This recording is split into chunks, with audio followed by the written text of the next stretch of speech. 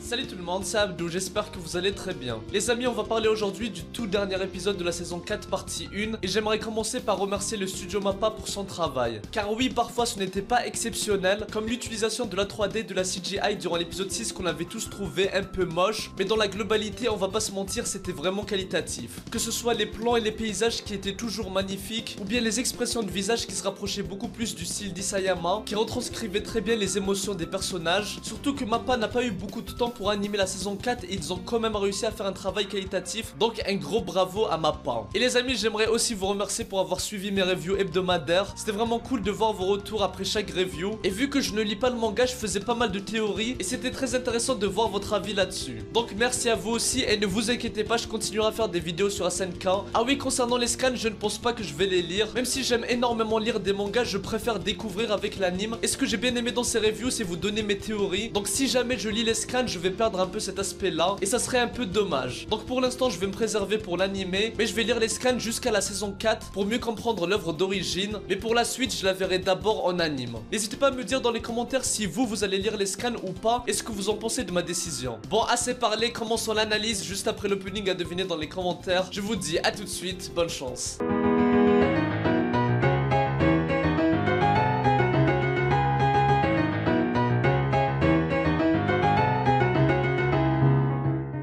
L'épisode commence avec Hanshi et Frog qui sont arrivés au lieu où se trouvaient Levi et Sig, et Hanshi va remarquer qu'une lance foudroyante a été utilisée et du coup elle commence à se douter qu'il y a eu un combat et que peut-être quelque chose est arrivé à Levi. Et vous vous rappelez de l'image du trailer où on voyait quelqu'un trouver le corps de Levi? Dans ma vidéo j'avais dit que j'hésitais entre Eren et Hanshi, mais là avec cet épisode je pense qu'on est sûr que ce sera Hanshi qui trouvera son corps. Concernant Levi, j'ai fait une vidéo pour expliquer pourquoi à mon avis il est toujours en vie, donc n'hésitez pas à aller la voir. Et c'est dommage qu'on n'ait pas la réponse dans cet épisode, il nous laisse avec un suspense énorme jusqu'à la partie 2, c'est vraiment des sadiques. Maintenant revenons sur Sig qui lui est toujours en vie pour le moment. Et il y a un titan primaire qui vient le sauver, et si vous vous demandez d'où sort ce titan, en fait c'est le titan qui transportait Sig. On avait vu un bout de ce titan qui avait bougé après que Levi ait battu Sig, et ça signifie qu'il n'était pas mort et qu'il s'est régénéré, et ensuite vu qu'il est contrôlé par Sig, il est venu le sauver. Quant à Sig, vu la mise en scène, je ne pense pas qu'il mourra, mais il y a un truc qui a vraiment attiré mon attention, c'est quand Sig s'est dit qu'il allait mourir, il voit brièvement une fille. Et je vais vous dire ce que j'en pense. Si vous avez vu le trailer, on voit cette fille à plusieurs reprises et dans le trailer il y a marqué ça: j'ai attendu quelqu'un pendant 2000 ans, ce qui correspond à la période où Ymir s'est procuré le pouvoir de Titan. Je parle bien sûr de Ymir Fleet et non Ymir la pote d'Historia. Et vu que Sig l'a vu alors qu'il était au bord de la mort et qu'elle dit qu'elle a attendu quelqu'un pendant 2000 ans, je me dis que peut-être Ymir n'est pas vraiment morte, même si ça reste un peu bizarre. Je vous ferai une théorie plus travaillée là-dessus une autre fois. Ensuite on a un aperçu sur Pixis et les autres et on voit que les Ployega ont complètement pris le pouvoir. Et ils ont appliqué une tradition des Mar. En fait ils ont mis un brassard blanc pour les vrais Ployega, rouge pour les personnes qui ont été forcées de coopérer et noir pour ceux comme Pixis qui n'étaient même pas au courant du plan. Et Yelena va expliquer à Pixis et ensuite au bataillon quel était le vrai plan de Sig. En fait pour résumer, le plan de Sig, aussi appelé l'éradication en douce, c'est de rendre tous les Eldiens stériles pour qu'il n'y ait plus de nouvelles générations d'Eldiens. Et comme ça ils vont éradiquer les titans du monde. Et ainsi le reste du monde pourra enfin vivre en paix sans avoir la menace permanente des titans. Du coup Sig fait ça d'une part pour sauver le monde et d'autre part pour éviter aux Eldiens qui vont naître de souffrir comme lui et les siens ont souffert par le passé. Et les amis, le plan de Sig je le trouve intéressant. Après je suis pas super fan du plan parce que c'est comme si t'acceptais la défaite. Du coup tu vas éradiquer tout un peuple pour que les autres peuples vivent tranquillement. Je suis pas trop d'accord avec cette vision et pour moi ce n'est pas une vraie solution. Et ce qu'il faudrait faire c'est trouver un terrain d'entente et pouvoir continuer à vivre ensemble sans la menace des titans. Même si c'est vrai que ça reste un peu compliqué parce que si les Eldiens restent en vie,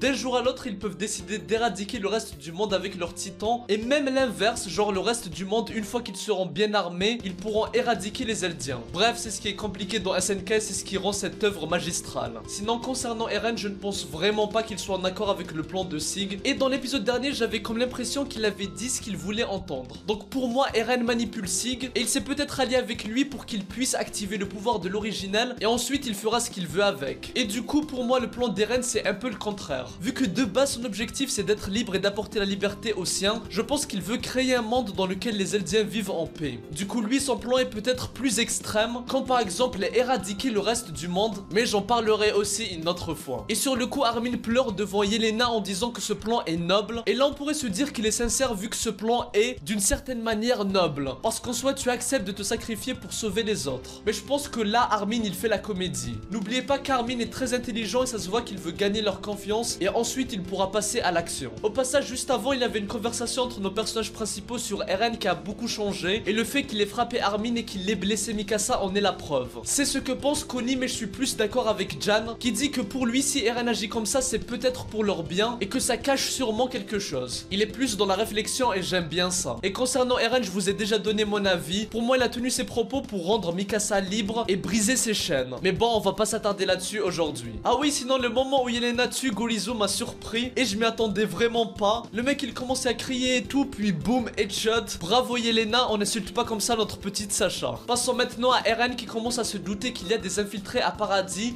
et au moment où il voulait se servir de Gabi pour les attirer il y a Piku qui débarque et ce moment là est juste ouf.